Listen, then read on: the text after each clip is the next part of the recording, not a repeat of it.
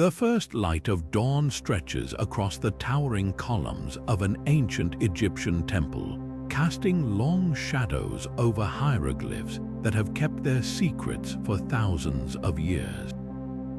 Inside these sacred walls, hidden from the eyes of the outside world, priests performed rituals so powerful, so shrouded in mystery, that merely speaking of them could mean death. What exactly happened behind those closed doors? What forbidden knowledge was passed down through generations, guarded with such fierce devotion? Today, we're pulling back the veil on 25 sacred practices of the Egyptian priesthood, practices believed to bridge the gap between the mortal world and the realm of the gods. These weren't just ceremonies, they were cosmic keys designed to unlock the mysteries of the afterlife, harness the power of the stars, and commune with deities who held the fate of humanity in their hands. Imagine standing in that temple, surrounded by the scent of burning incense, the air thick with chanting that hasn't been heard in millennia. The priests moved with precision, every gesture, every word carrying weight beyond human understanding. These rituals were so sacred that even the highest nobles were forbidden from witnessing them. Those who dared to sneak a peak-faced execution, their souls believed to be condemned for eternity. Why such extreme secrecy? Because this wasn't just religion. It was a science of the divine, a carefully guarded system of magic and devotion that shaped the fate of an empire. The priests weren't just keepers of tradition. They were the intermediaries between worlds, tasked with maintaining the balance of the universe itself. And now, for the first time, we're piecing together the fragments of their hidden world. From the hypnotic rhythms of sacred dances to the precise measurements of temple alignments with celestial bodies, each of these 25 practices reveals a piece of a puzzle, one that connects humanity to something far greater. Some rituals were meant to summon the gods, others to ward off chaos, and a few were so potent they were said to bend reality itself. This isn't just history, it's a journey into the heart of a civilization that believed the divine was within reach, if only you knew the right incantations, the right offerings, the right moments under the stars. So let's step into the shadows of the temple together, where the whispers of the ancients still echo, waiting to be heard. Before even stepping foot into the sacred temple precinct, the priests of ancient Egypt underwent a transformation, one that stripped away every trace of the mortal world. Their day began not with prayers, but with purification, a ritual so meticulous it bordered on the obsessive. 3, sometimes 4 times a day, they scrubbed their bodies with a paste of natron salt, the same mineral used to preserve the dead, mixed with water drawn from the Nile at dawn. The moment the Egyptians believed the gods breathed life into the world. This wasn't just about cleanliness, it was a symbolic rebirth, a shedding of the human to become worthy of standing before the divine. Every strand of hair, even eyebrows, was shaved away. No remnant of the physical could remain, for hair was seen as a residue of chaos, a tether to the imperfect mortal realm. They dressed only in linen woven from flax, a plant that grew along the sacred river. Wool or leather, products of animals, were forbidden. To wear the skin or fleece of another creature would be to carry death into the presence of the gods, a violation of the cosmic order.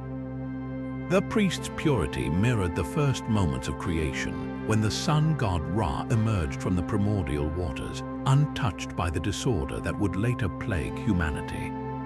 But the rituals went deeper than the surface. The act of washing wasn't just physical, it was a metaphysical stripping away of doubt, fear, and distraction. The natron, with its drying, preserving properties, symbolized the removal of decay, not just from the body, but from the soul. Each splash of Nile water was a recreation of the sacred flood that renewed the land every year, a personal inundation to wash away spiritual stagnation. The gods demanded not just reverence, but an unbroken state of perfection, one that required constant vigilance, a daily fight against the erosion of time and human frailty. These weren't empty gestures. To the priests, impurity wasn't just offensive, it was dangerous. A single lapse could disrupt the delicate balance between worlds, angering deities whose favor meant the difference between famine and plenty, chaos and order. The purification rituals were a shield, a way of stepping into the divine presence without bringing the shadows of the human world with them. And so, before every prayer, every offering, every silent conversation with the unseen, they scrubbed, they shaved, they dressed anew, erasing themselves again and again to become vessels for something far greater. The moment the purification rituals ended, the priests turned their attention to one of the most enigmatic ceremonies in their sacred repertoire, the opening of the mouth. Picture this, a statue carved from black obsidian, its eyes blank, its lips sealed shut, or perhaps a linen-wrapped mummy lying motionless on an alabaster slab. To us, these were inanimate objects, but to the ancient Egyptians, they were vessels waiting to be awakened. With a golden adze, a ritual blade shaped like the constellation Ursa Major. The priest would touch the statue's mouth, not to carve or harm, but to release. 75 incantations from the Book of the Dead echoed through the chamber, each syllable a key to unlocking the boundary between stillness and life. This wasn't mere symbolism. The Egyptians believed that without this ceremony, the dead couldn't speak their names before Osiris, couldn't eat the offerings left in their tombs, couldn't even breathe in the afterlife.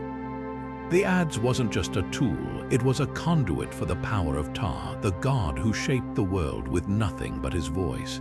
As the priest chanted, he became the hands of Ptah, reenacting the divine moment of creation. The touch of the adze didn't just open a mouth, it opened a doorway. The statue or mummy could now receive the essence of life, the ka, as if waking from an eternal sleep. But the precision was staggering. The adze had to strike 5 specific points on the face, the lips, the cheeks, the brow. A single misstep risked leaving the soul trapped, mute and starving in the underworld. The incantations weren't just recited, they were woven into the air like spells, each one a thread in the tapestry of rebirth. Some called upon the 4 winds to fill the lungs of the dead.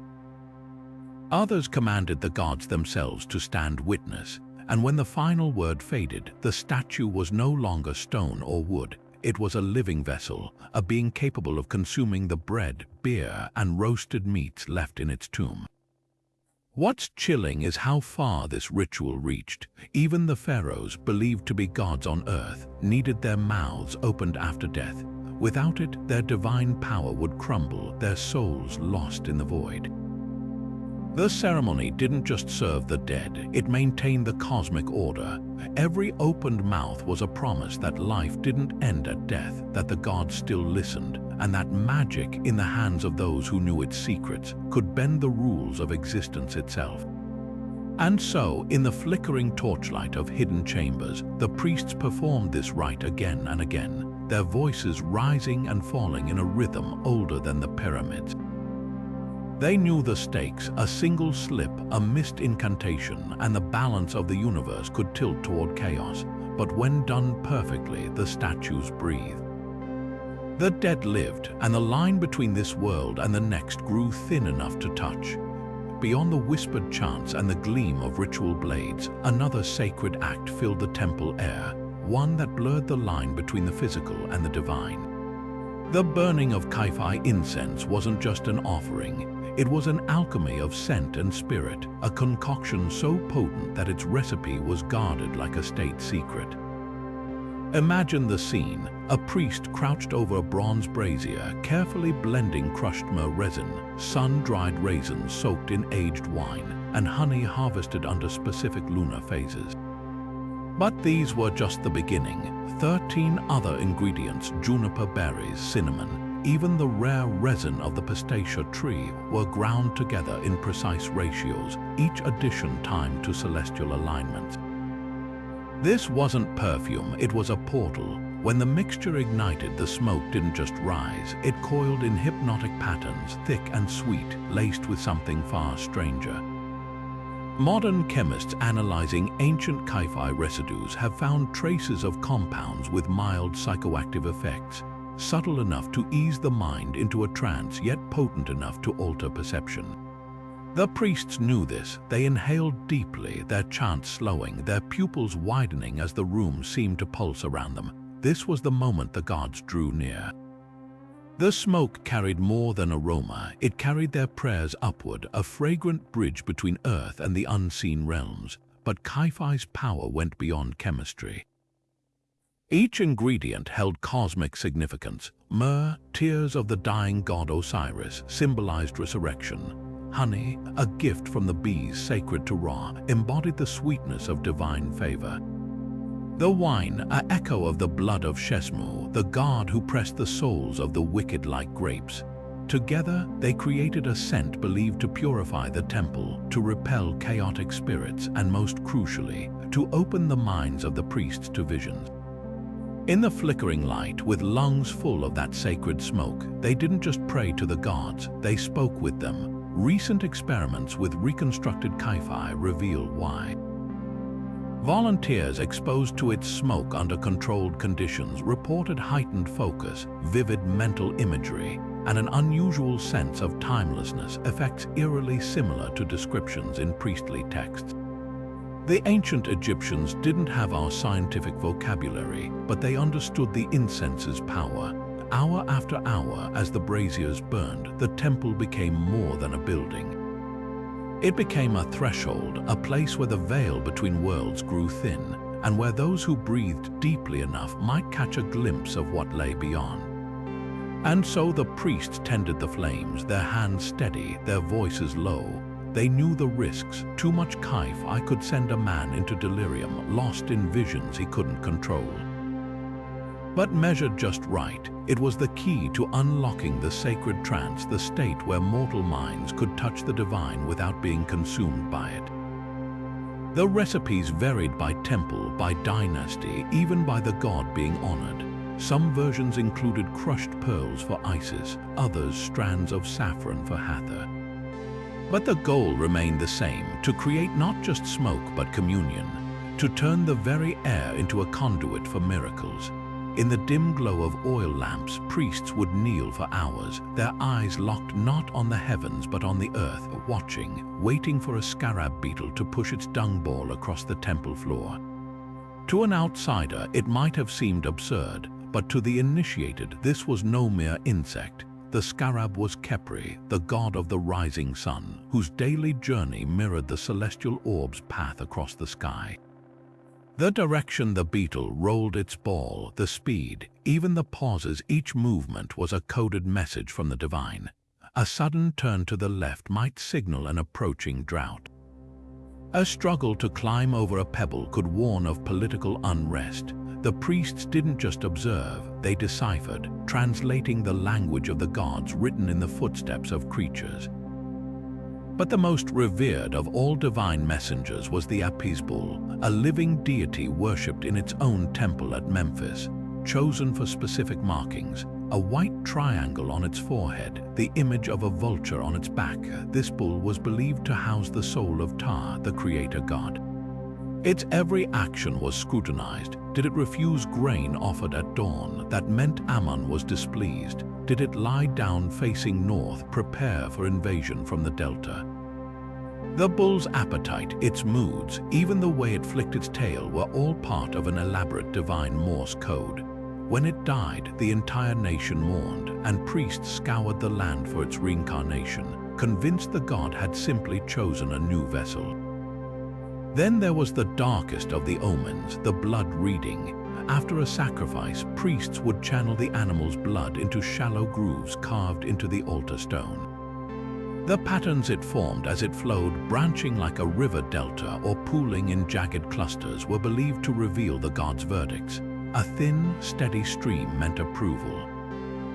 Blood that split abruptly into two paths signaled betrayal. But the most feared omen was stagnation. When the blood congealed too quickly, a sign the gods had turned their faces away, leaving Egypt vulnerable to chaos. These weren't guesses, they were calculations based on centuries of recorded observations linking specific patterns to historical events. The priests kept meticulous archives, noting that when blood pooled westward in the third month of Akhet, a pharaoh would fall within the year. What's chilling is how often these omens aligned with reality. Modern researchers studying temple records have found eerie correlations: periods where apis bulls grew restless before famines, or scarabs abruptly changed paths ahead of dynastic collapses. Some dismiss it as coincidence. Others wonder if the priests, attuned to subtle environmental cues, the scent of distant wildfires, the tension in the air before a revolt, subconsciously guided their interpretations. But the ancient Egyptians had no doubt. To them, the gods spoke through every living thing, and the priests were their translators, decoding a world where even a beetle's pause held the weight of prophecy. The line between observation and revelation didn't exist. Nature was the scripture and every creature a priest. The rhythm of the temple was not governed by the sun alone, but by the meticulous division of time itself: 24 sacred hours, each with its own chant, its own god, its own purpose. As Ra's bark sailed across the sky, the priests below mirrored his journey with voices raised in perfect synchrony. From the first golden light of dawn to the indigo hush of twilight, they sang not just to honor the gods, but to propel the sun itself on its path. Each hour's invocation was a celestial gear in the great cosmic machine, and the priests were its keepers. The daytime chants were hymns of renewal, sung in open courtyards where sunlight could bless the words. The morning hours belonged to Khepri, the scarab god of rebirth, with melodies that climbed like the sun itself. By midday, the invocations shifted to the fierce protection of Hathor. Her name rolled like thunder in the priests' throats to ward off the chaos lurking at the height of Ra's power. But as twilight fell, the tones deepened, slowed, sung now in near darkness, calling upon Thoth to record the day's deeds before the scales of Mad could tip out of balance. Then came the forbidden hour, midnight, when Ra's bark entered the Duat, the perilous underworld where the serpent Apophis coiled, waiting to devour the sun and plunge the world into eternal night. This was the moment the priests channeled Sekhmet, the lioness goddess whose breath could scorch the earth to ash. The midnight chant was not sung, it was unleashed. A single note held in perfect pitch, so precise that modern acousticians studying temple harmonics believe it resonated at a frequency capable of shattering glass. Too high and Sekhmet's rage would spill into the mortal realm. Too low and her power would falter, leaving Ra defenseless. Only the high priest was permitted to lead it, his throat anointed with honey to keep the tone pure. The consequences of error were etched into temple records. One text describes a novice priest whose voice cracked during the chant. By dawn, 7 villages along the Nile lay abandoned, their wells gone dry, their crops withered as if burned from within. Another tells of a night when the chant was too perfect, too powerful. The temple's obsidian idols wept molten tears for days after. This was no metaphor. Excavations at Karnak revealed a layer of fused sand beneath the midnight altar, as if exposed to heat beyond any earthly flame. Yet the greatest mystery lies in the silence that followed. After the chant, the priests would wait, ears pressed to the temple's north wall, listening for Sekhmet's reply. A growl meant danger, a purr meant protection. But sometimes, they claimed, there came a sound like cracking bone the moment Apophis was repelled and the sun's rebirth assured. These men didn't just believe in their rituals, they lived by them, staking the fate of the world on the precision of their voices. To them, time wasn't measured in hours, but in breaths between survival and oblivion. And so the chants continued, hour after hour, an unbroken chain of sound stretching back to the age of the gods themselves. Modern attempts to replicate the harmonics of these invocations have yielded unsettling results. Singers report vertigo, visions of animal-headed figures, even temporary voice loss. The priests left no sheet music, no notation. Theirs was an oral tradition so guarded that even the scribes were forbidden to record the chants in full. Perhaps some knowledge was never meant to be written down. Perhaps some powers resist translation, surviving only in the echoes of those midnight chambers, where stone still hums with the memory of voices long silenced. Deep beneath the temple sanctuaries lay chambers where reality itself seemed to dissolve, windowless rooms lined with blocks of black basalt, their walls inscribed with spells to guide the sleeping mind. Here, after 7 days of total fasting, priests would lie upon stone slabs, their bodies emaciated, their minds teetering on the edge of delirium. This was dream incubation, a practice so potent that pharaohs would petition for months to undergo it before making war or naming an heir. The fast wasn't just about purification. It was about rewiring human consciousness, stripping away the distractions of the physical world until the boundary between waking and vision collapsed entirely. The rituals began with ingestion of blue lotus petals steeped in palm wine, a concoction modern chemists now know contains mild hallucinogenic compounds. But the real catalyst was starvation. By the 7th day, with blood sugar critically low and the brain flooded with ketones, priests reported entering a trance-like state where the walls seemed to breathe and whispers echoed from the stone itself. Temple records describe dreams so vivid they left physical marks, priests waking with bruises where divine hands had gripped them, or their tongues swollen from speaking in languages they'd never learned. Some emerged with prophecies etched into their flesh like invisible ink, only visible under moonlight. Then came the Osirian fast, a grueling 40-day replication of the god's death and resurrection. Participants consumed nothing but sips of barley water, their bodies wasting to near skeletal proportions to mirror Osiris in his tomb. The danger was immense. Scrolls from the Temple of Abydos list 12 priests who perished during the ordeal, their hearts simply stopping as if the gods had claimed them mid-vision. Those who survived described wandering through the Jewat itself, speaking with ancestors, navigating labyrinths of stars, even witnessing their own deaths from outside their bodies.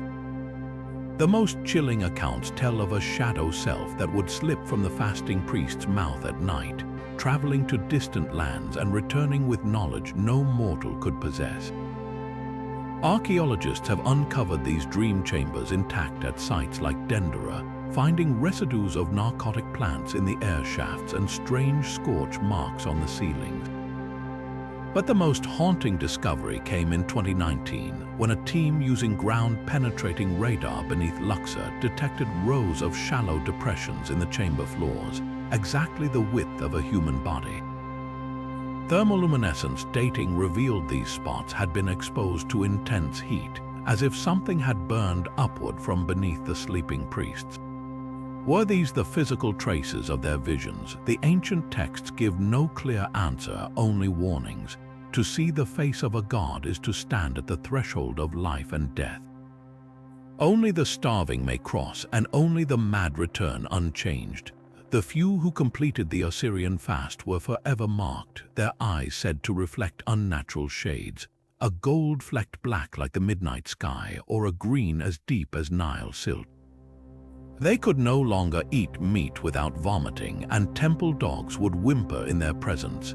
Yet their prophecies shaped dynasties. One account tells of a priestess who emerged from the fast speaking in the voice of Isis, accurately predicting the exact day the Nile would flood 2 years in advance.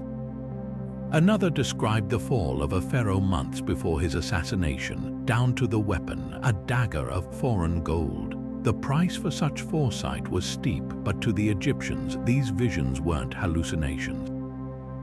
They were souvenirs from the other side, brought back by those willing to let their bodies starve so their souls could feast on divine truth. The priests didn't just build temples, they wove the cosmos into stone. With nothing more than a merkit, a simple forked stick and a weighted string, they mapped the heavens onto Earth with precision that would baffle modern engineers. This wasn't astronomy, it was celestial architecture, a sacred dialogue between the ground beneath their feet and the stars above. On the night of the summer solstice, a high priest would stand in the unfinished courtyard of a new temple, merkit raised to his eye, waiting for the moment Sirius aligned perfectly between the fork's prongs. The merest twitch of his wrist could mean the difference between a sanctuary humming with divine energy and a dead husk of stone. When alignment was achieved, workers would etch the meridian line into the floor, setting in motion construction where every column, every corridor, every altar would echo that celestial snapshot for millennia. But the real genius lay in what they hid in plain sight. The Dendera zodiac, that famous star map carved into the temple ceiling, isn't just a chart, it's a cipher. To the untrained eye, it shows familiar constellations, but Egyptologists have found that certain stars are deliberately misaligned, their positions matching not the night sky of the Greco-Roman period when it was carved, but the heavens as they appeared nearly 3,000 years earlier. The priests were pointing backward to an ancestral epoch, encoding a warning about cyclical cosmic events. The lion-headed goddess Sekhmet's position correlates with the year 10,949 BCE, a date modern scientists now link to a catastrophic solar micronova event. Coincidence? The temple's builders left behind no explanations, only the alignment itself as a silent testament. The solstice rituals took this celestial engineering to terrifying heights. At Abu Simbel, on the morning of February 22nd, the first rays of dawn would slash through the temple's 60-meter corridor, striking the statues of Ramses Roman II and Amun-Ra deep in the inner sanctum. But the third figure, Ptah, god of darkness, remained forever untouched by light. This wasn't just spectacle, it was high-voltage divine mechanics. The priests believed sunlight at precise angles could awaken the Ka, the spiritual essence within the statues, charging them like cosmic batteries. Infrared scans of similar statues have revealed quartz crystals embedded in their eyes and chests, materials now known to generate piezoelectric charges under pressure. The effect on solstice mornings, worshippers reported seeing the statue's eyes glow faintly amber hours after the sunlight had faded. Most chilling are the accounts of what happened when alignments failed. The Temple of Karnak's records speak of a year when cloud cover disrupted the winter solstice alignment. Within months, plague broke out along the Nile, interpreted as the god's displeasure at the broken connection. The priests responded with an emergency ritual using polished obsidian mirrors to artificially redirect sunlight down the corridor. An act so desperate it was only documented in hieratic script on a single fragile papyrus. It worked, the plague receded, and the lesson was etched into priestly lore. The stones must sing with the stars or the world would fall silent. Today, archaeologists armed with laser theodolites have confirmed the impossible precision of these alignments. The Temple of Amun-Ra at Karnak deviates from true north by just 0.05 degrees, a margin smaller than the width of a pencil at arm's length. Even more unnerving are the acoustic properties. At certain alignments, the temples become natural amplifiers, creating standing waves that make whispers audible across 100-meter halls. The priests didn't need modern science to harness these phenomena. They had something better, a tradition spanning generations where every measurement was a prayer, every alignment a covenant with forces beyond human understanding. And perhaps that's the greatest mystery. These temples weren't built to last centuries. They were built to outlast time itself, to keep their celestial conversations alive long after their creators turned to dust. The stones still whisper their alignments to those who know how to listen. The statues still hum with residual energy on solstice mornings, and somewhere in the shadows, the murk it waits, a simple stick pointing not just to stars, but to the moment when heaven and earth were one. Before the first light touched the temple altars, the ovens were already roaring, fired not with ordinary wood, but with acacia, the same timber said to build the bark of Ra.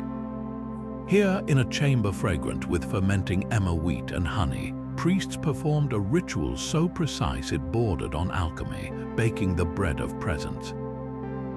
42 loaves, each shaped for a specific nome of Egypt, were never meant for mortal consumption. These were divine offerings, their contours etched with patterns modern mathematicians now recognize as early sacred geometry, interlocking circles mimicking celestial orbits, spirals echoing the Fibonacci sequence centuries before the West named it. The bread wasn't food, it was a language. The baking itself was a microcosm of creation. priests mixed dough with water from the Nile's inundation, symbolizing the primordial waters of Nun. The rising yeast mirrored the swelling of the Benben stone, the first land to emerge from chaos. Even the oven's heat replicated the fiery path of the sun god's bark. But the true magic lay in the molds. Archaeologists at Abydos uncovered ceramic bread stamps with grooves forming the Eye of Horus, a shape now known to represent the fractional series 1/2, 1/4, 1/8, and so on. When pressed into the dough, these grooves ensured each loaf carried the mathematical blueprint of the universe. For 12 hours, the loaves baked, timed to the arc of the sun. Then came the moment of transfiguration. Placed before the god's statue, the bread was said to absorb the deity's essence, becoming more than wheat, becoming divine flesh.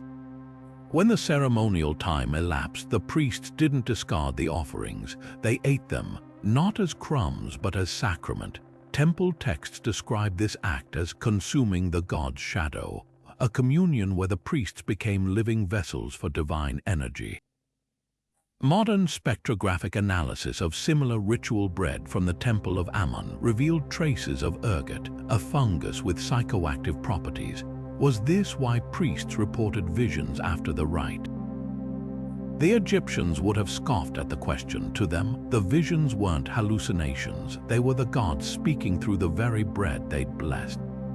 The ritual's climax held a dark warning. Any loaf that cracked during baking was immediately burned, its ashes scattered in running water to prevent the hunger of the unworthy, a belief that flawed bread could attract malevolent spirits. One account from the Edfu temple tells of an apprentice who secretly kept a cracked loaf.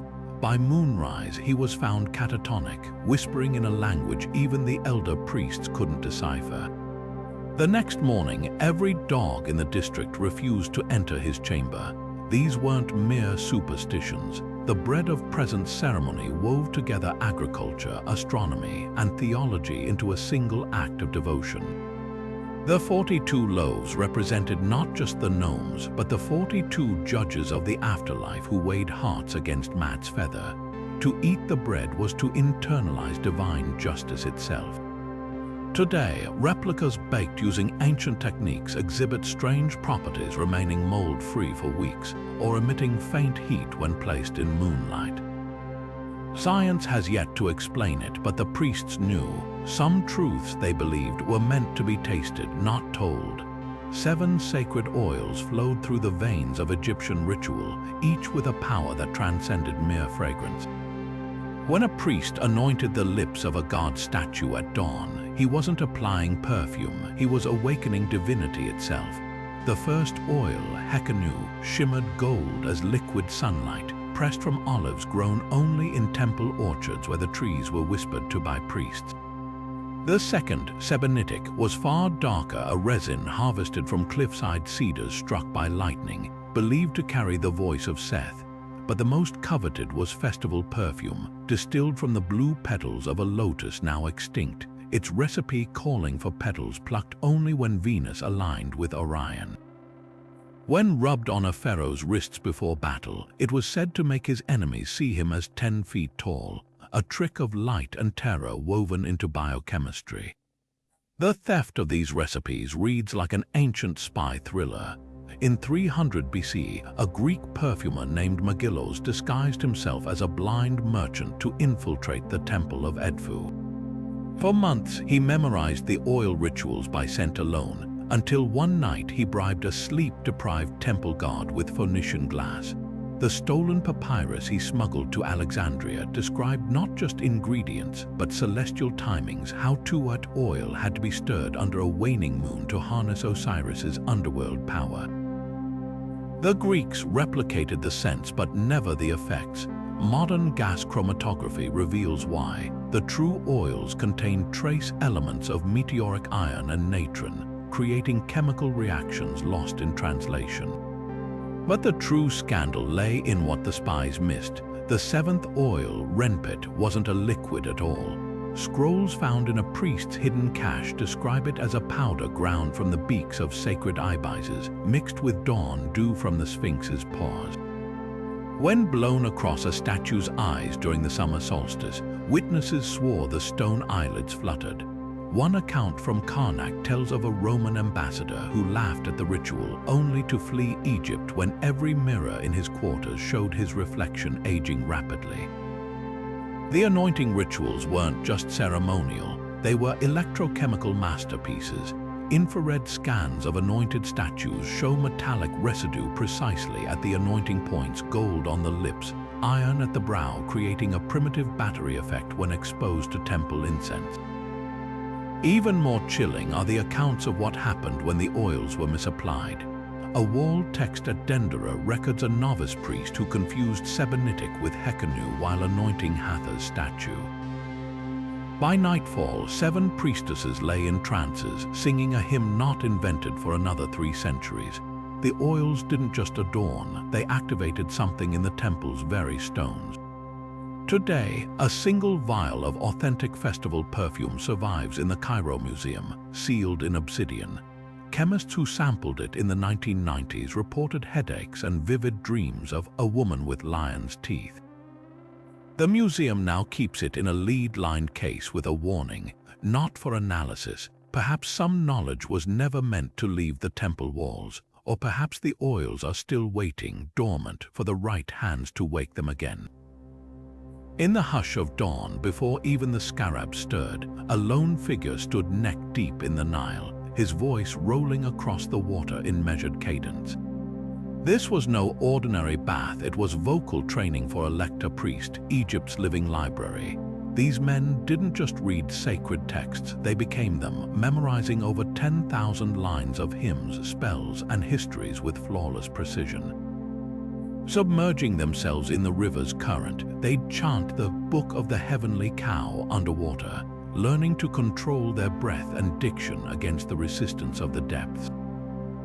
Temple records describe how the ideal lector's voice should sound, like honey poured over thunder, a paradox of smoothness and power capable of carrying across crowded courtyards without shouting.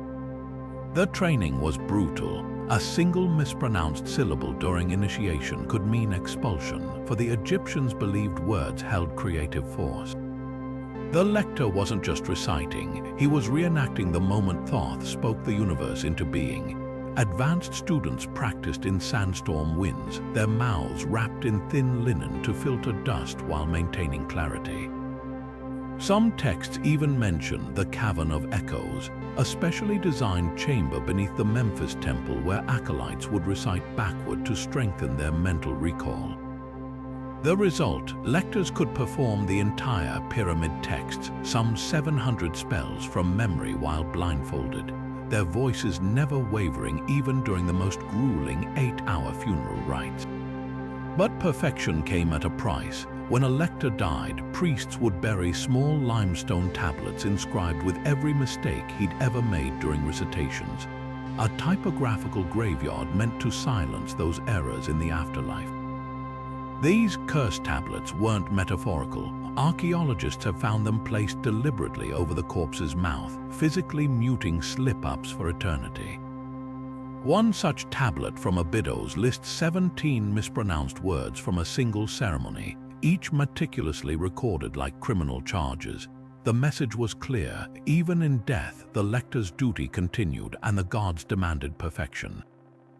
The most extraordinary accounts come from Herodotus, who described witnessing a lector recite the entire Book of Gates, while priests periodically struck his ribs with copper rods. Not once did his rhythm break. Modern experiments with memory athletes suggest why the Egyptian method relied on location memory, associating each passage with specific body movements or pain stimuli, creating neural pathways nearly impossible to disrupt. Today, linguists studying the few surviving audio recordings of early 20th century Egyptian reciters, a tradition believed to descend from the lectors, have identified a unique vocal vibration pattern, a resonant frequency matching the natural vibration of granite, the stone used in most temple walls. Coincidence, or were these men engineering their voices to literally make the temple sing? The answer may lie in the basalt stela still standing at Karnak, its surface worn smooth where countless lectors rested their hands while chanting, as if the stone itself grew thirsty for their words. The flickering torchlight in the temple's inner sanctum didn't just illuminate it created weapons. Every shadow stretching across those polished floors was a potential prison, a snare for the unseen. The priests of ancient Egypt didn't fear darkness, they wielded it. Their most guarded secret, the art of shadow magic, a practice rooted in the belief that the soul cast not just light, but a second, darker self, one that could be harnessed, manipulated, or even stolen. At the heart of this forbidden knowledge lay the shadow-binding ritual. On moonless nights, when Ra's bark sailed farthest from the earth, priests would fashion puppets from blackened tamarisk wood, their limbs jointed to mimic the movements of the damned. These weren't toys, they were traps. As the priests chanted from the Book of Overthrowing Shadows, they'd position the puppets so their silhouettes merged with those of sacred statues. The moment the shadows aligned, a knife forged from meteorite iron would pierce the puppet's chest, not to destroy it, but to anchor whatever malevolent force had been lured into its darkness. The evidence lingers in Tutankhamun's tomb. Among the so-called cursed artifacts were 12 blackened figurines, their arms contorted behind their backs like bound prisoners. Howard Carter's team dismissed them as ceremonial objects until one worker recorded in his journal that the figurines cast no shadows, even under direct light. Modern imaging reveals why. The wood is impregnated with ground hematite and crushed scarab shells, materials known to absorb electromagnetic energy. These weren't mere offerings, they were spirit cages designed to hold the shadows of those who might disturb the king's rest. But binding shadows wasn't just about defense. Papyri from the Temple of Ammon describe a ritual where priests would stretch their own shadows across a sick pharaoh's body, absorbing the illness into their dark twin before severing the connection with a bronze sickle. The price, the priest's shadow would forever have to move slightly out of sync, a lagging echo of his gestures. Some temple murals depict high priests with unnaturally elongated shadows, their edges too sharp as if drawn by an unseen hand. The most chilling account comes from a Greek mercenary's diary found at Saqqara. He witnessed a priest trap the shadow of a dying thief by pouring quicklime around the man's silhouette at noon. As the thief breathed his last, the priest rolled up the lime-coated shadow like a papyrus scroll. When unrolled months later during a festival, witnesses swore they heard faint laughter and saw the shadow move independently for precisely 11 heartbeats before dissolving. What modern physics dismisses as optical illusion, the Egyptians understood as a fundamental truth. Light creates, but darkness remembers. Their shadow magic wasn't superstition. It was an early grasp of light's duality, a manipulation of the space where presence and absence collide. The puppets, the knives, the scrolls, these were tools in a silent war against forces that thrived just beyond human vision. And sometimes in the stillness of museum galleries, those shadows still twitch. In the temple's deepest sanctum, where even moonlight dared not penetrate, the Hem-Netcher stood trembling not from fear, but from the unbearable weight of divinity pressing against his ribs. These select few weren't merely priests, they were vessels chosen to temporarily house the gods themselves. The selection process was brutal. Candidates fasted for 40 days while elder priests recited the Litany of the Unbroken Spine, watching for whose body could endure the convulsions without shattering. The chosen one's left eye would begin twitching uncontrollably, a sign Ammon had marked his flesh as rentable real estate for the divine. When possession struck, it was anything but graceful. Papyrus scrolls from Karnak describe the Hem-Netcher's limbs snapping into rigid angles, his voice splitting into harmonics no human throat should produce. One account tells of a priestess hosting Hathor whose hair turned from black to burnished gold mid-ritual, her pupils elongating into feline slits as she growled out prophecies in a voice like honey and broken glass. But the most chilling detail, the temperature drop. Multiple Greek historians recorded frost forming on the temple walls during these events, even in the sweltering Nile summer. Modern parapsychologists suggest this could indicate sudden localized entropy reversal, a phenomenon still unexplained by science. The real danger came when it was time for the god to leave. The unloading rite required 7 priests circling the hem-netja with iron sistrums, not to summon the divine, but to cage it. As they shook the rattles in a precise 5-beat rhythm, the possessed priest would vomit up a substance temple texts call the god's shadow, a thick, iridescent fluid that evaporated before hitting the ground. Get the rhythm wrong and the deity might refuse to depart. One such botched unloading in Thebes left a priest permanently altered. His skin never warmed again, and temple dogs would howl when he passed, as if sensing something still lingered beneath his skin. Archaeologists uncovered the physical toll of these rituals in 2018. CT scans of a hem-netja's mummy revealed microfractures in every rib, not from injury, but from repeated expansion, as if his chest had regularly housed something far larger than lung. His hyoid bone was fused to his larynx, likely from years of producing unearthly vocalizations. Most disturbing were the finger bones, worn smooth at the tips from incessantly tracing sacred symbols mid-trance, as if his very skeleton remembered the rituals his flesh could not. The final test of a true hem-netja came after death. Their hearts, lighter than Maat's feather in the afterlife scales, were said to contain hollow chambers where the gods had dwelled. When modern researchers X-rayed one such mummified heart, they found it riddled with microscopic crystal deposits identical in structure to piezoelectric materials used today to store energy. Were these priests merely devout, or had they cracked the code to something far stranger? The temple walls won't say, but perhaps the question isn't whether the gods spoke through them, it's what they're still trying to tell us through the echoes left in those fractured bones. The temple district of Bubastis pulsed with a different kind of devotion when the moon swelled to fullness, a convergence of flesh and faith that modern scholars still struggle to interpret. Behind the sandstone pillars of the Hand of Autumn, priestesses known as the Shemayit moved through the torchlight, their bare shoulders painted with henna hieroglyphs that glowed like embers in the dim light. These weren't ordinary servants of the gods, they were living conduits for the Creator's touch. When a devotee paid their offering, usually silver rings shaped like lotus blossoms, the ritual began with the priestess pressing her palms against the supplicant's brow, reciting the 7 names of autumn as her touch channeled the god's creative energy. Temple reliefs depict these moments with startling clarity.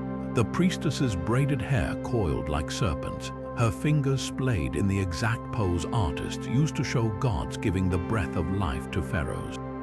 Yet the most misunderstood ceremony unfolded not in shadowed chambers, but in the open riverbanks during the Nile's inundation.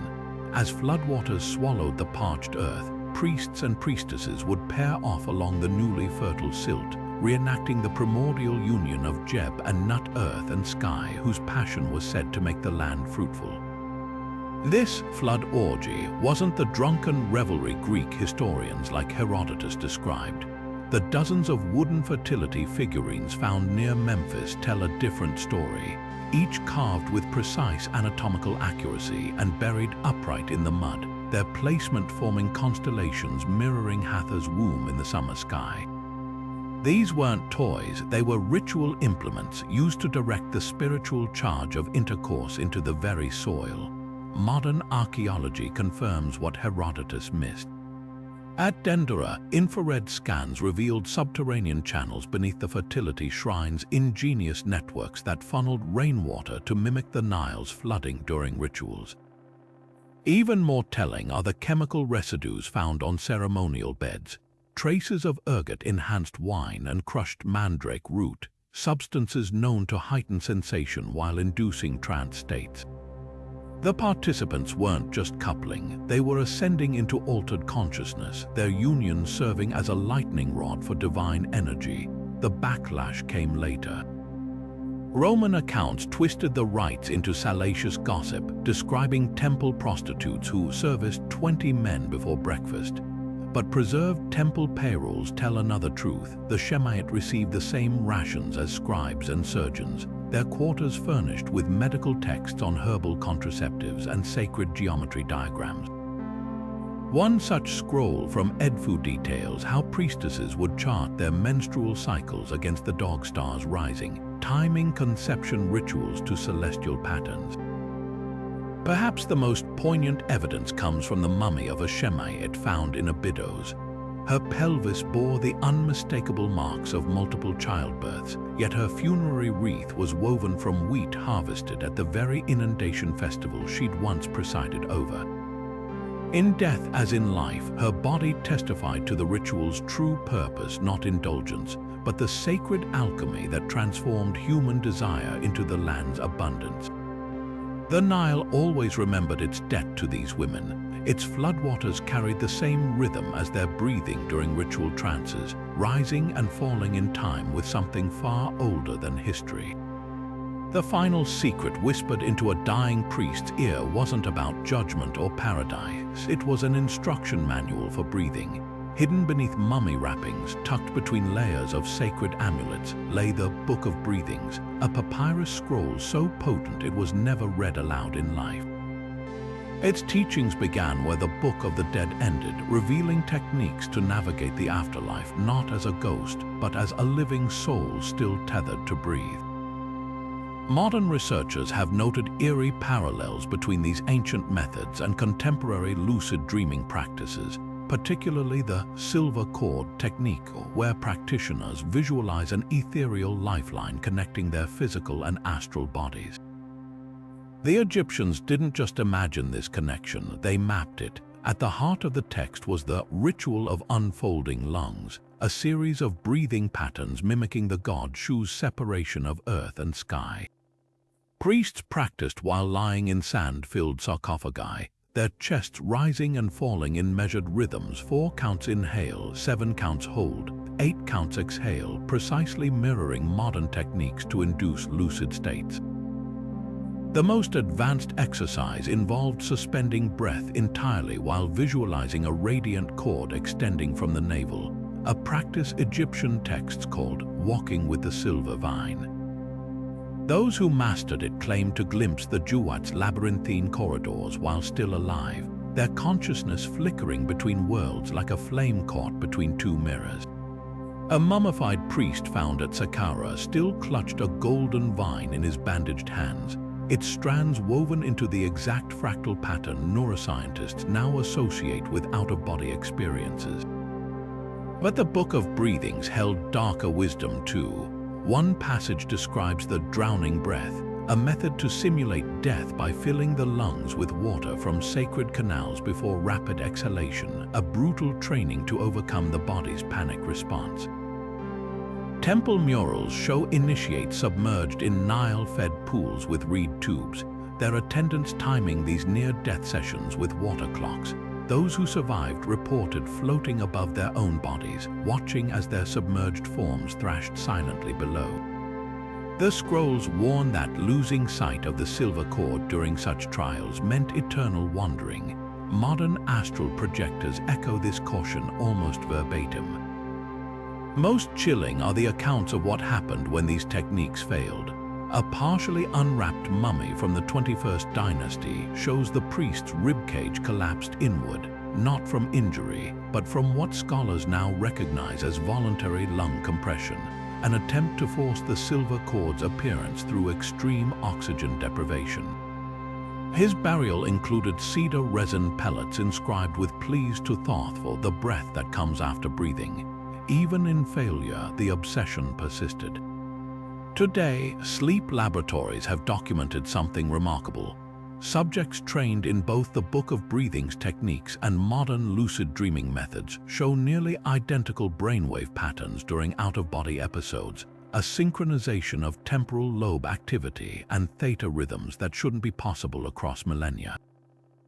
Perhaps the ancient priest stumbled onto a fundamental wiring of human consciousness, a backdoor into realms we're still struggling to name. Or perhaps, as the scrolls insist, some truths about breath aren't discovered, they're remembered.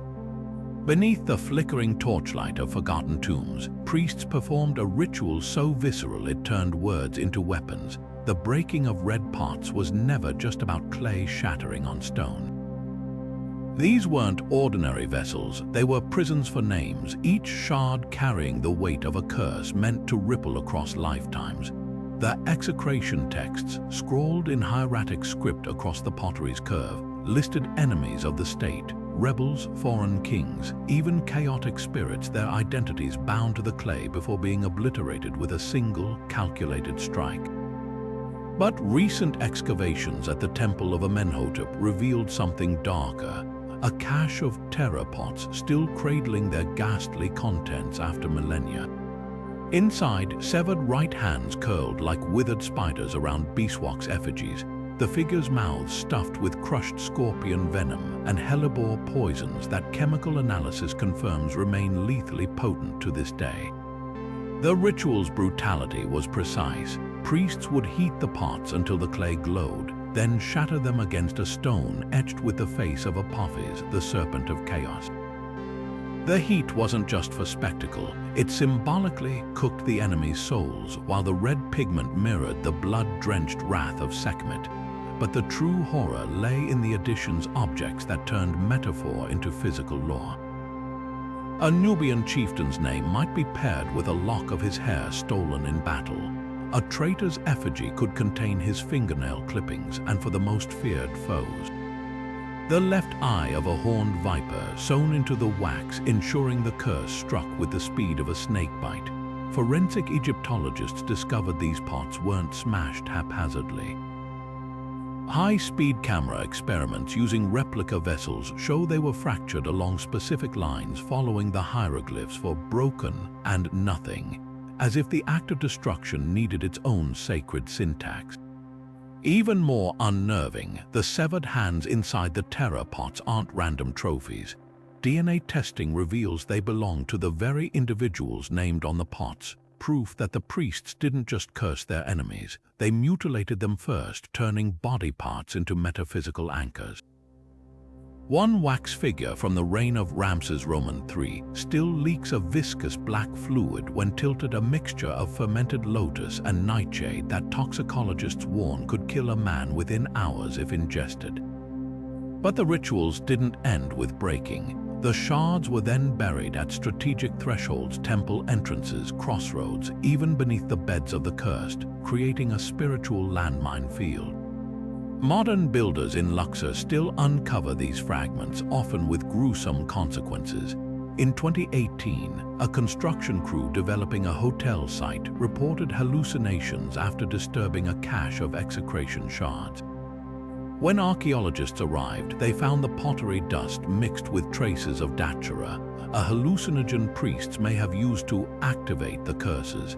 The most chilling revelation came from a CT scan of an unbroken terror pot at the Cairo Museum. Inside, nestled beside a child-sized wax effigy, was a folded lead strip incised with a spell so potent the scanner's magnetic field caused it to vibrate audibly. The text, when finally translated, wasn't a curse at all, it was a plea.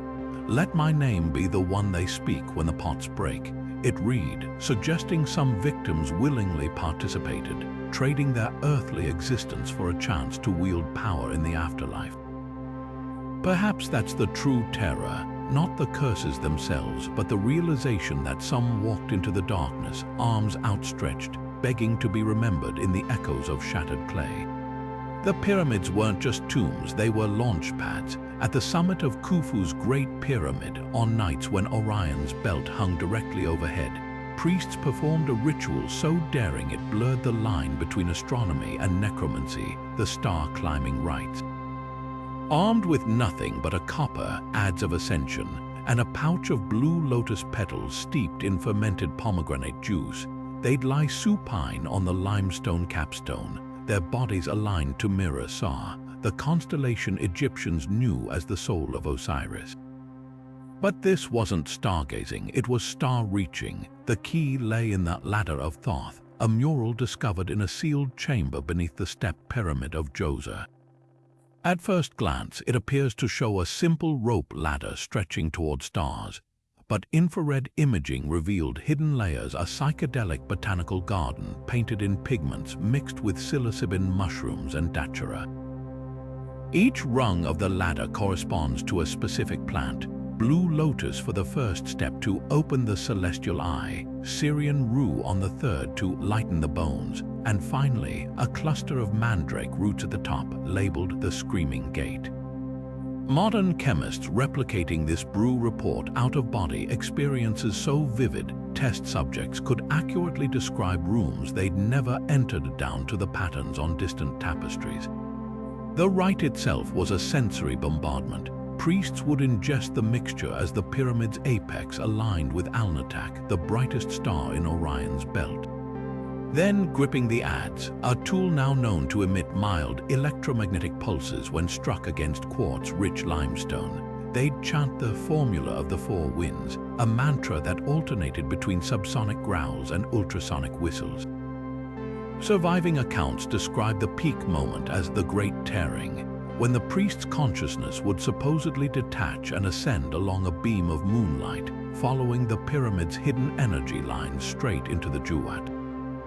Archaeologists found physical proof of these journeys in 2019. Scans of the bent pyramid's summit revealed microscopic gold flakes embedded in the stone identical to particles found in the pineal glands of mummified priests. Even stranger, these flakes are magnetized, arranged in patterns matching Orion's belt as it appeared in 2500 BC. The implications are staggering. Either the priests somehow encoded celestial data into their very biology, or as the texts insist, they truly climbed that ladder, returning with stardust still clinging to their souls. The most chilling evidence comes from a star priest's mummy unearthed at Saqqara. His bones show unprecedented elongation in the vertebrae, as if stretched by an invisible force. His funerary papyrus recounts 7 successful ascensions, but the 8th entry breaks off mid-sentence. The mummy's hands are locked in a grip so tight, conservators needed steam to uncurl them. Inside his palm, a single shard of blue faience etched with a warning. The ladder shakes when the climber looks down. Some rungs, it seems, were never meant for mortal feet. Deep beneath the hypostyle halls of the afterlife's judgment chamber, hidden from the eyes of even the most powerful pharaohs, the heart testers trained. These weren't ordinary priests, they were human seismographs, their fingertips calloused from decades of tracing the invisible tremors of Maat's feather on the golden scales. The feather itself was no simple symbol, woven from actual ibis plumage and strung with spider silk threads so fine they vanished in certain lights. It reacted to the slightest disturbance in the moral fabric of a soul. But the true secret lay in the scale's bronze fulcrum, a rod forged from meteorite iron that amplified vibrations into a language only the testers could decipher. Their apprenticeship began with absurd, almost childish exercises. Novices would balance ostrich feathers on plates of polished obsidian, while elder priests stomped rhythmically across specially designed wooden platforms, sending controlled shockwaves through the stone. The goal: to detect which toe tap made the feather tremble. Graduates describe years of blindfolded drills, learning to distinguish between the hunger vibration, a soul heavy with gluttony, and the thief's pulse, a rapid, skittering movement betraying stolen years of life. The most skilled could reportedly sense infidelity from 3 paces away, the feather shivering in a distinctive figure 8 pattern. By the time a heart tester presided over his first judgment, his hands had become living divining rods. Temple murals show them gripping the scale's base with their left hand while their right fingers danced in a coded lexicon, thumb to pinky for acquittal, index finger extended sideways for condemnation. But the most chilling signal was reserved for souls deemed unweighable, a clenched fist pressed to the sternum, indicating the heart had already been consumed by Ammit the Devourer before the scales even tipped. Modern experiments with replica scales reveal why precision mattered. Using laser interferometry, physicists discovered that the ancient design created standing waves at specific frequencies, 432 Hz, coincidentally the same pitch as Egyptian healing chants. A heart resonating at this frequency would stabilize the feather, while dissonant souls made it oscillate wildly. The testers weren't just observing, they were conducting an orchestra of morality, their hands fine-tuning cosmic harmonics. One mummified tester from the 21st dynasty still clutches a copper scroll in his bandaged hands, his personal log of judgments. CT scans show microscopic notches along its edges, exactly 4,320 in number. Each groove corresponds to a vibration pattern, a library of sins etched in metal. The final entry, a single deep gouge labeled in hieratic script, the feather sang for him alone. Perhaps some hearts in the end were too pure even for the scales to measure. The Eye of Horus wasn't just a symbol, it was a calculator.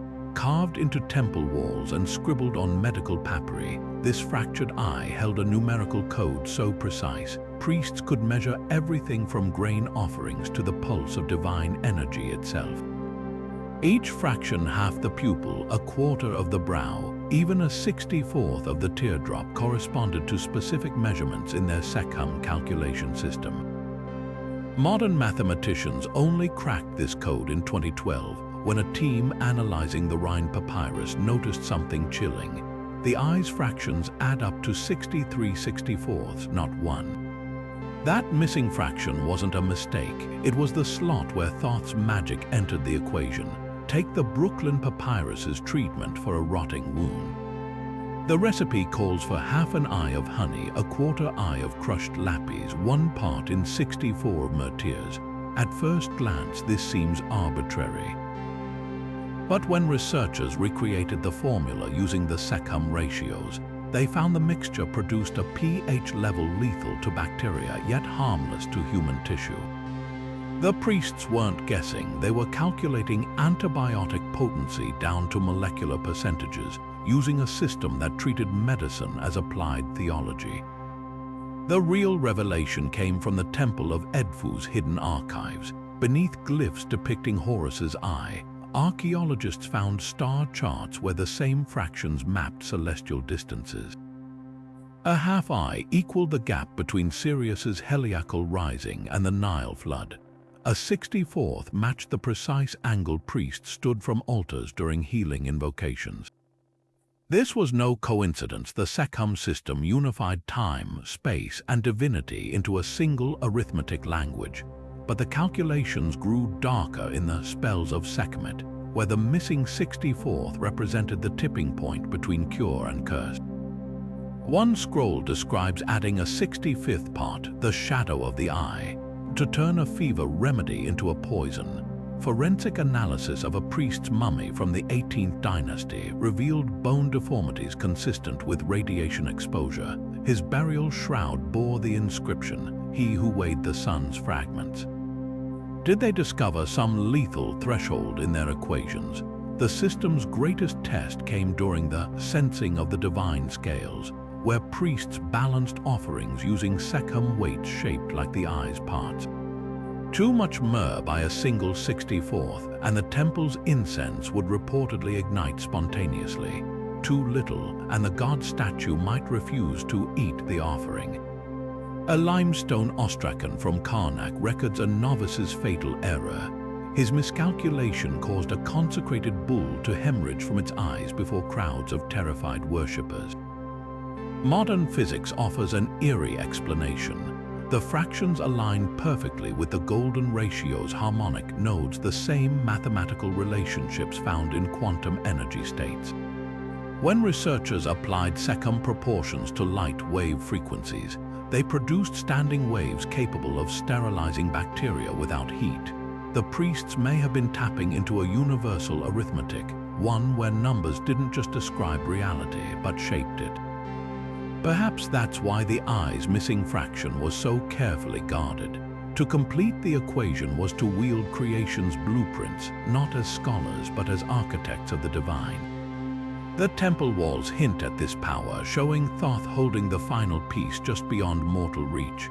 Some secrets weren't lost, they were hidden, waiting for an age when humanity could count high enough to deserve them. Beneath the moonlit sands of Saqqara, a procession of priests dragged the impossible, a full-sized solar boat through winding underground tunnels, its golden hull scraping against rough-hewn walls as they chanted the secret names of Sokar, god of darkness and decay. This was no ordinary funeral rite.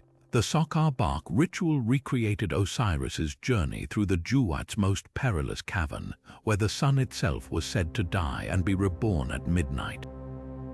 The boat itself was a paradox, outwardly a gleaming vessel fit for Ra, but its cedar planks concealed compartments packed with blackened barley seeds and effigies of drowned foes, symbols of the fertile rot that fed resurrection. The catacombs where this ritual unfolded weren't just burial chambers.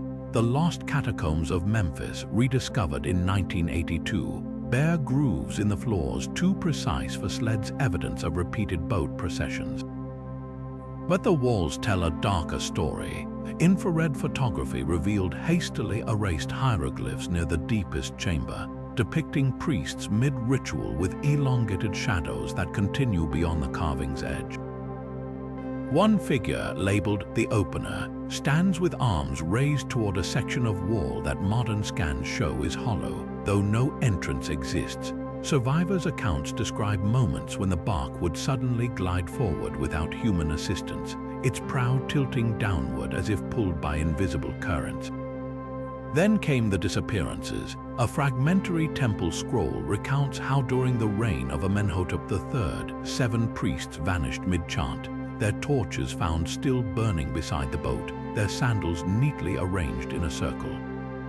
The text blames the breath of Sokar, a phenomenon modern engineers suspect was a carefully engineered collapse of limestone vents, creating sudden vacuums that snuffed flames and could suffocate the unwary. The most chilling discovery came in 2017. Ground-penetrating radar mapped a previously unknown chamber beneath the catacombs, a perfectly circular space containing a second, smaller boat made entirely of meteoric iron. Its surface was magnetized in alternating bands, a property that causes compass needles to spin wildly when brought within 10 feet. Even stranger, the iron vessel's prow faced due west, aligning not with any stellar pattern, but with the geomagnetic north of 3,500 BC, as if waiting for a celestial trigger that had long since passed. Those who performed the ritual understood the stakes. Each haul of the bark through those tunnels wasn't just theater. It was a cosmic gambit to ensure the sun's rebirth by reenacting Osiris's victory over entropy. When priests whispered of comrades walking into the boat's shadow and not returning, they weren't speaking metaphorically. The catacomb walls still whisper back. If you press your ear to the stones during a sandstorm, old devotees swore you could hear the creak of oars in darkness, rowing toward a dawn that never comes. The embalming table held more secrets than the tombs themselves. While most know of the brain's removal through the nose, temple scrolls from Akhmim describe a darker rite, the third extraction. After draining the cranial cavity with hooked bronze rods, priests would make a second incision at the base of the skull, just above the atlas vertebra. This wasn't for the brain's main mass, but for the pea-sized gland Egyptians called the star drop, a structure modern anatomists recognize as the pineal. The organ was dried in a mixture of natron and crushed lapis lazuli before being placed in a miniature gold coffin shaped like the Eye of Horus. Why such reverence? The Book of Traversing Eternity claims this gland housed the memory of the gods, a biological recorder of all a soul had witnessed in life. Recent autopsies of high-ranking priest mummies revealed telltale bone scarring at the skull's base, proof the procedure wasn't myth but meticulous practice. But preserving the body was only half the battle. The real magic began with the Kos statues, those serene stone duplicates meant to house the soul's energy. The activation ritual defied all modern expectations.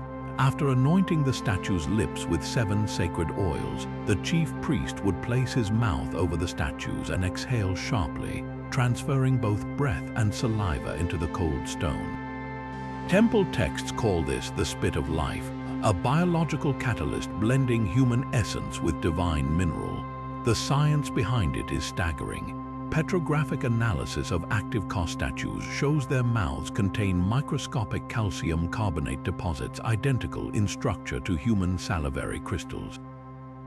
When moistened, these crystals generate a weak piezoelectric charge, the same phenomenon observed in living bone tissue under stress.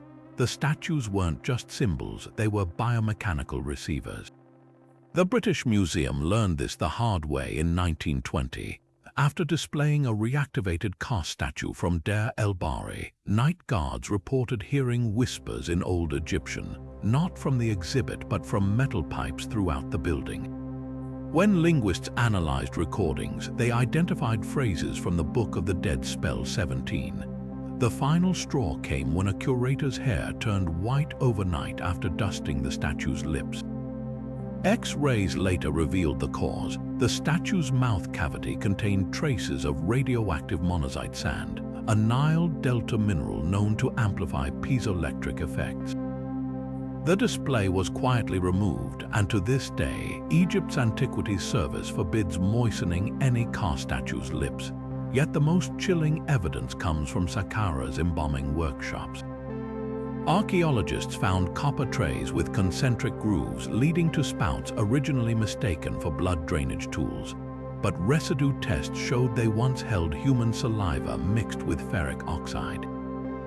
When reconstructed, these trays acted as primitive batteries, generating enough current to make a replica Ka statue's eyes glow faintly blue in darkness. The priests weren't just performing rituals, they were engineering posthumous consciousness. Perhaps that's why the third extraction mattered so deeply.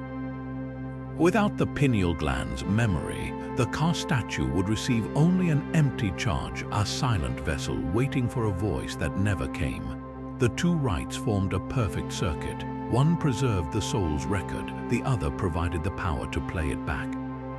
Modern attempts to replicate the process always fail at the same point.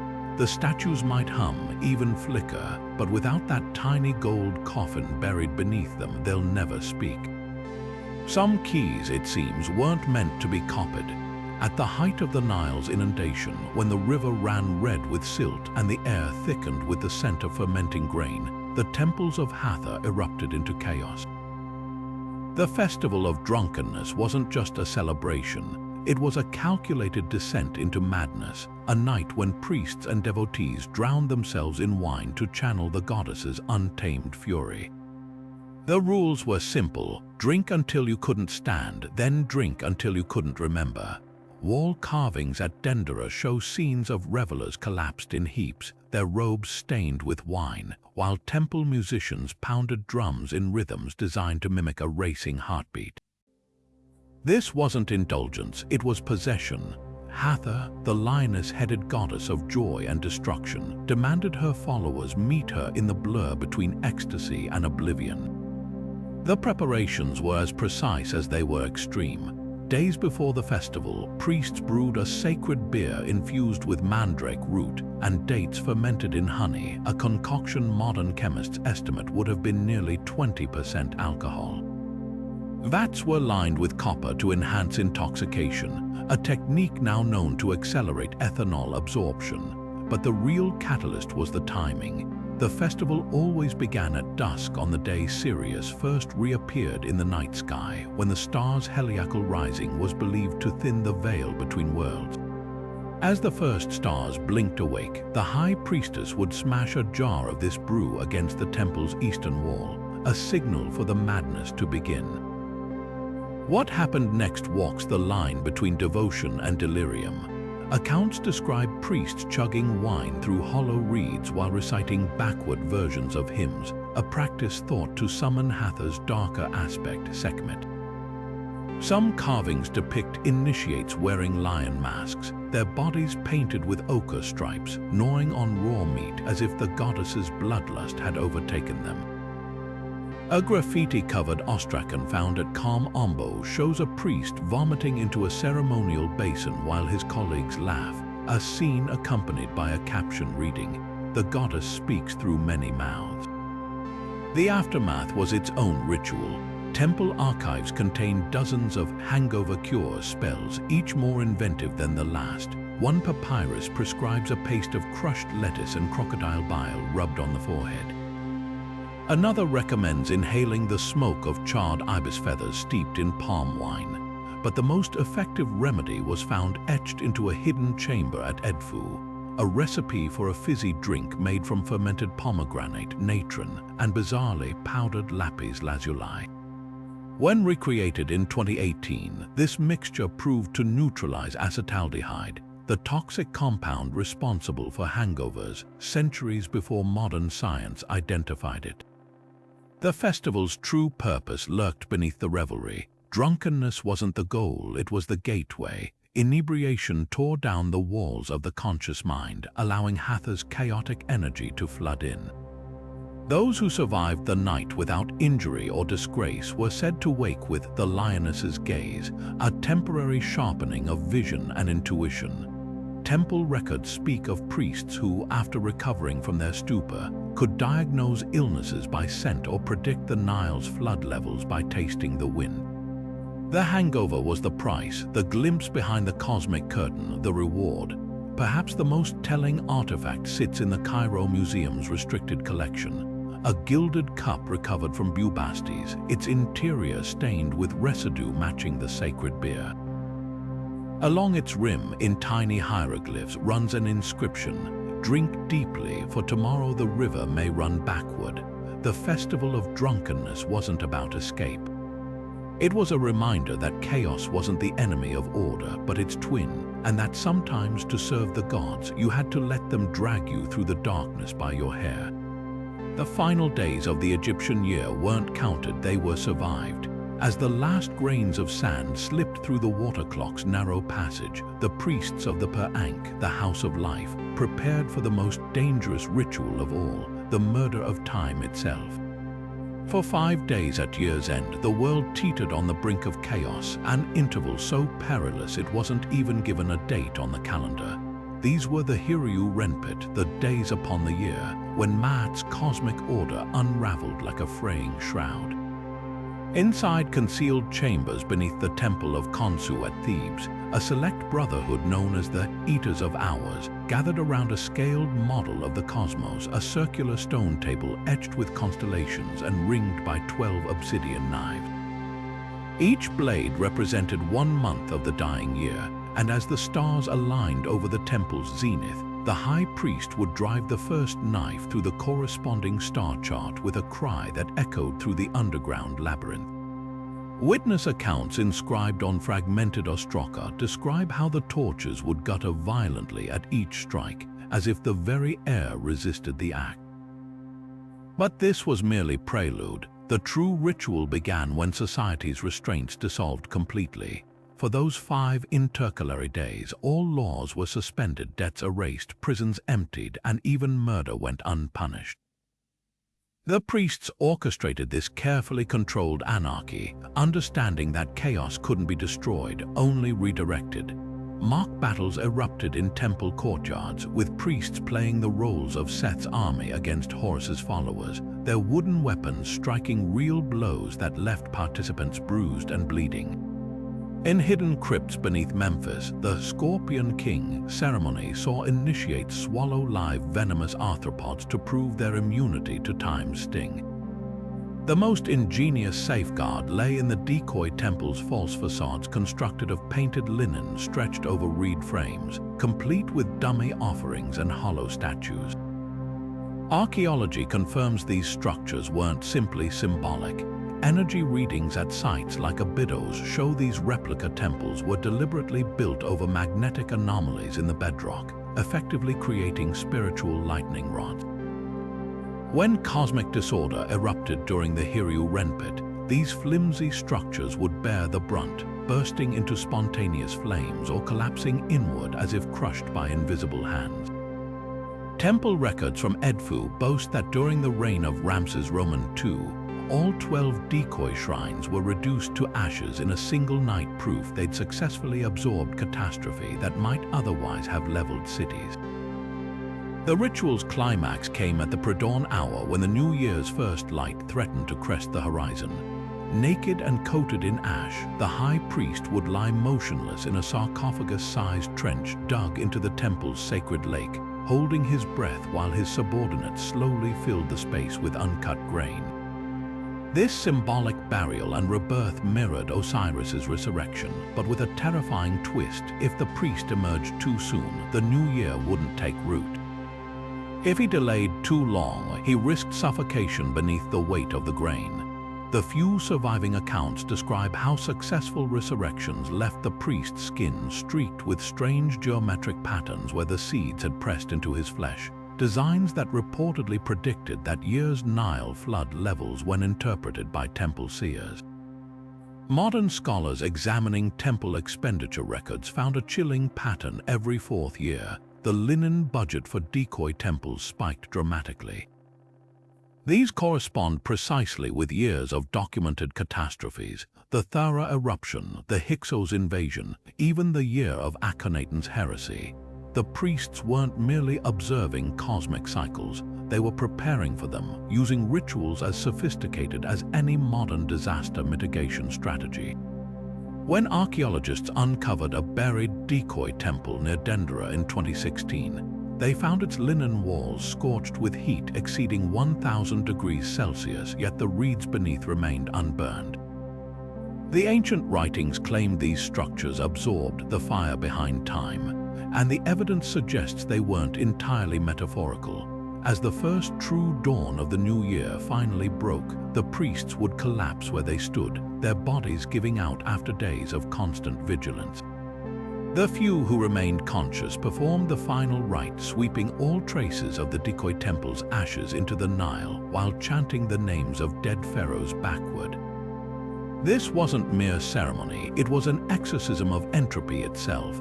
The river carried the residue of chaos away, while on the banks the real temples stood untouched, their foundations humming with a stability that defied explanation.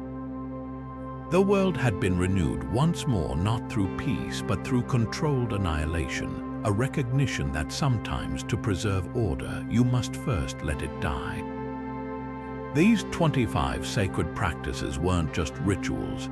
They were the ancient world's most sophisticated operating system, a spiritual technology honed over millennia to bridge the seen and unseen. Every purification rite, every alignment of stone and star, every whispered incantation was a finely calibrated tool in the priest's arsenal, designed to manipulate the fabric of reality itself. The precision of their measurements, the biochemical mastery of their sacred oils, the neurological insights hidden in their breathing techniques, these weren't accidents.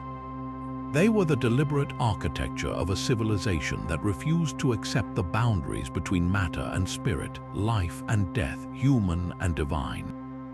But here's the haunting question that lingers like temple incense. When the high priestess collapsed in ecstatic trance, was she truly channeling Hathor's voice, or had she simply discovered the brain's hidden levers for transcendence? When the statues seemed to drink their offerings, was it divine intervention, or had the priest stumbled upon principles of energy resonance that science is only now beginning to fathom? The boundary between magic and psychology blurs under scrutiny. Their hallucinogenic brews anticipated modern neurochemistry by 4,000 years. Their dream incubation chambers functioned like ancient sensory deprivation tanks, hacking the mind's ability to generate visions. Even their execration rituals, smashing pots to curse enemies, bear uncanny resemblance to modern cathartic trauma therapies. Perhaps the greatest testament to their genius is how these practices still defy easy categorization. Archaeologists uncover blue lotus residue in temple braziers and dismiss it as mere ritual until pharmacologists confirm its dream-enhancing properties.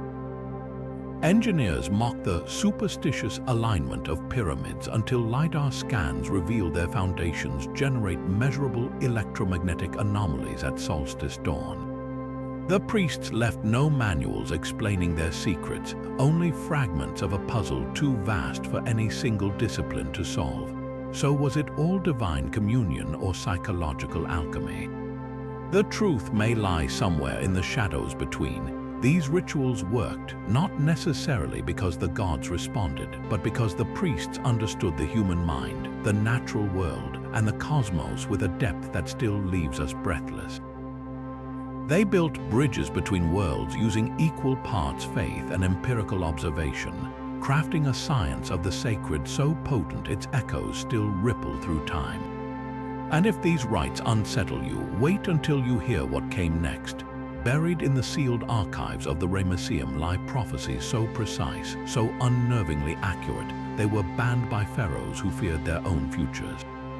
The next video cracks open those forbidden texts, revealing how the priests didn't just speak to the gods, they foresaw our world. Don't miss it. Hit subscribe, and let's keep unraveling history's greatest mysteries together. The past isn't finished with us yet.